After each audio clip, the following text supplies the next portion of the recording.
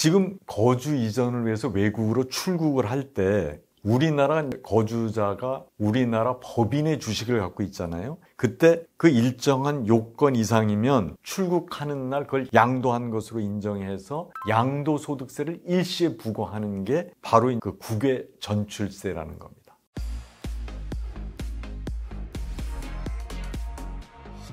안녕하세요. 행복한 상속의 홍순기 변호사입니다. 이번 시간에는 그동안 여러분들이 우리나라의 상속세, 증여세의 세율이 너무 높다고 해외로 이민을 가야 되겠다 이런 분들이 상당히 많았는데, 그러면 해외로 이민을 가면 증여세나 상속세는 안 내도 되는지 그 부분에 관해서 이번 시간에는 말씀을 드리겠습니다. 아직까지 구독자가 아니시면 구독, 좋아요 눌러주시면 감사하겠습니다. 우선 그 사례를 하나 보겠습니다. 우리나라 증여 상속세 세율이 너무 높아서 세금이 없는 나라로 이민을 가고 싶습니다. 제가 부동산 및 주식을 많이 가지고 있어서 이민을 고려하고 있습니다. 이 경우 무엇을 체크해야 할까요? 그럼 첫 번째로 우리나라에 세금을 내지 않으려면 어떤 상태가 돼야 되는지를 한번 말씀을 드리겠습니다. 우선 우리나라에서 세금을 내지 않으려면 이민을 가고자 하는 해당 국가의 거주자가 되어야 됩니다.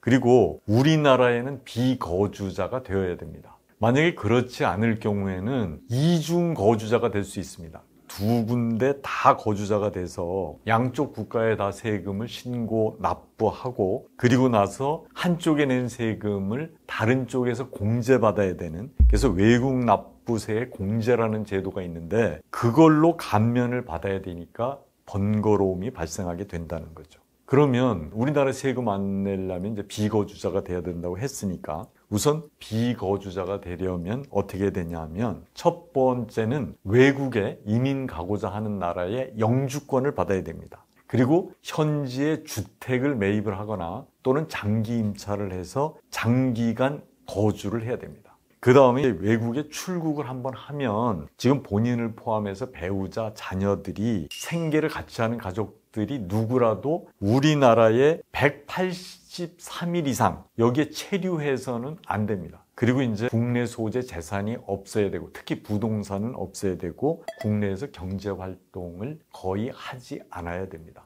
이래야 비거주자가 되는 거죠. 지금 우리나라에는 이런 것을 대비해서 출국 시에 국외 전출세라는 게 있습니다. 그걸 엑시트 텍스라고 그러는데, 이게 소득세법에 지금 118조의 9에 나와 있는 건데요. 이게 뭐냐면, 지금 거주 이전을 위해서 외국으로 출국을 할 때 우리나라 거주자가 우리나라 법인의 주식을 갖고 있잖아요. 그때 그 일정한 요건 이상이면 출국하는 날 그걸 양도한 것으로 인정해서 양도소득세를 일시에 부과하는 게 바로 그 국외 전출세라는 겁니다. 이게 참고로 미국에도 국적 포기세라는 게 있습니다. expatriation tax라고 그러는데, 지금 미국에서도 시민권이나 영주권을 포기하고 외국으로 나갈 경우에 국적 포기세라는 걸 부담을 시킵니다. 결국은 미국 국적을 가진 사람들이 세금을 내지 않거나 혹은 절세를 하기 위해서, 그러니까 과세를 피할 목적으로 국적을 바꾸거나 거주자를 바꾸는 것을 막기 위해서 미국에서도 국적 포기세라는 게 있는데요. 우리나라에도 국외 전출세라는 게 있습니다.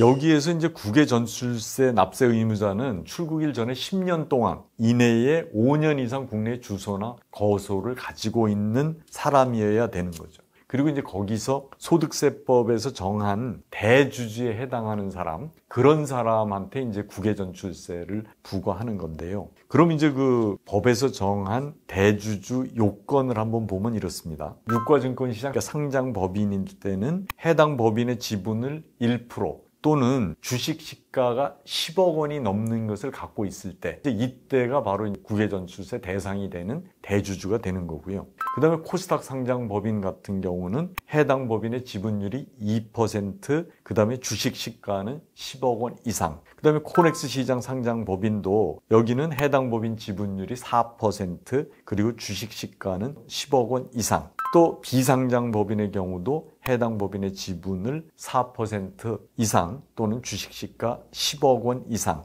그러니까 쉽게 얘기하면 일단 대주주 요건을 갖춘 사람이 주식 시가가 10억 원 이상이다. 그러면 국외전출세의 부과 대상이 된다. 이렇게 아시면 될 것 같습니다. 그러면 이제 이걸 어떻게 부과하냐 하면 과세대상 주식은 출국일 기준시가로 평가한 양도가액에서 취득가액이나 비용 같은 걸 공제하고 그리고 나서 계산한 과세표준에다가 최고 27.5%의 세율을 적용합니다. 근데 만약에 이제 납세자가 담보 제공하고 또 이제 납세 관리인을 두고 실제로 양도할 때까지는 유예해달라 이렇게 할 수 있습니다. 5년 동안 이제 유예를 신청할 수 있는데 그러면 이제 5년이 지났는데도 양도하지 않았다. 그러면 5년이 지난 때로부터 3개월 그 내에 양도소득세를 납부해야 되고 또 이제 3개월이 지나서도 안 한다. 그러면은 늦어지는 일수에 따라서 국세기본법에 따른 이자 또 계산해서 내야 됩니다.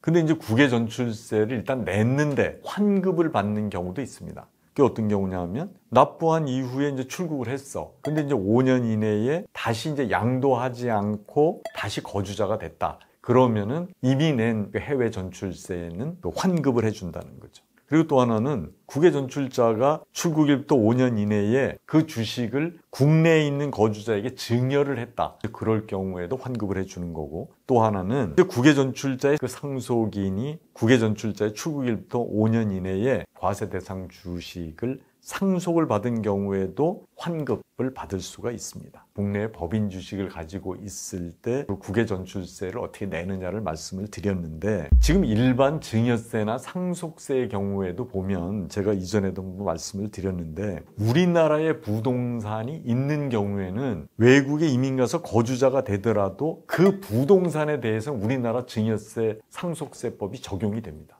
그 다음에 증여의 경우에도 수증자가 우리나라 거주자다. 그러면 증여세 우리나라에서 내야 됩니다. 그러니까 외국에 세금 때문에 이민을 가셔야 되겠다는 분들은 이런 부분을 꼼꼼히 따지셔야 될 것 같습니다. 이상 영상이 유익하셨다면 구독, 좋아요 부탁을 드리겠습니다. 그리고 다음 시간에는 젊은 세대에서 자금을 가지고 있는 부동산을 구입하거나 채무를 상환할 때 지금 자금 출처 조사를 받는 경우가 있거든요. 자금 출처 조사를 해서 거기에 증여세를 과세를 하는 경우가 있는데 이런 경우에 대해서 말씀을 드리겠습니다. 감사합니다.